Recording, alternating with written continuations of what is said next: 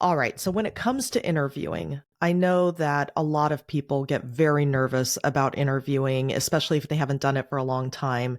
And there are different types of interviews that you might need to prepare for depending on the company that you're going to be talking to and the role.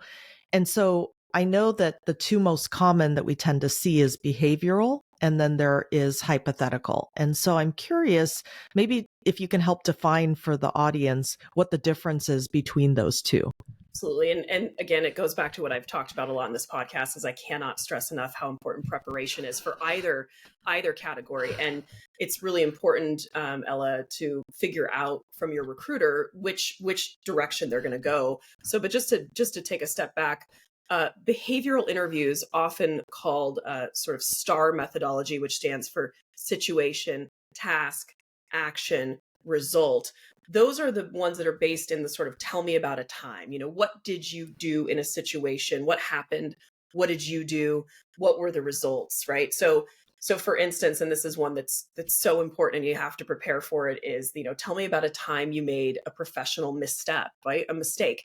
And this is not a trick. It's not a trap. It's really sort of like, we want to see where you stretched yourself, where you took a risk, where you tried for something. And, if it didn't work out, that's okay because you learn from it. But this is the best predictor for us to sort of this past behavior is the best predictor so far in many ways for future behavior.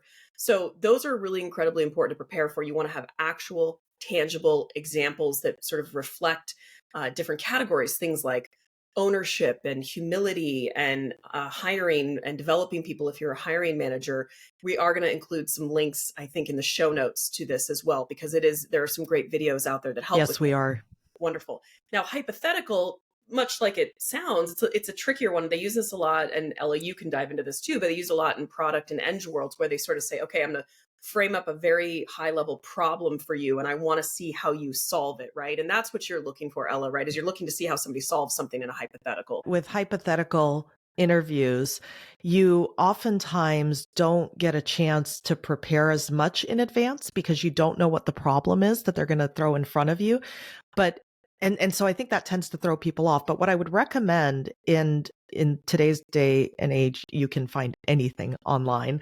Go out and research the type of problems and the type of format that the company you're interviewing with tends to use in their interviews and how they recommend people approach those interview questions, because there's a format and a style that they're using that for the most part you can mirror and you can learn and you can come more prepared. And by the way, you can do some practice runs with friends and family or people who interview often. I know you and I do that quite a bit, Anna, with our friends and our network. And it helps you because even though you don't know what problem is going to be presented to you at the time that you're interviewing, if you've practiced enough of these different scenarios that your friends might come up with and interview you with, the reality is you're going to be much more comfortable answering the question because you'll have sort of an approach that you use in answering a hypothetical question and you'll be ready to go.